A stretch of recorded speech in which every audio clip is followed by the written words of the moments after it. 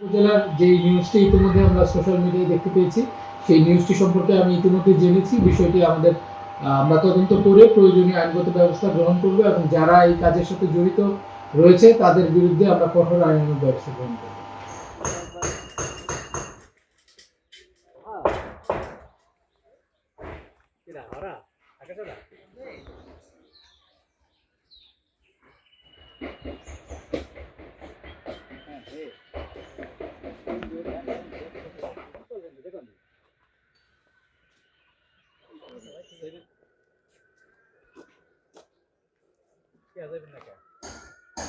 আকাশ আমার ভাই হইলো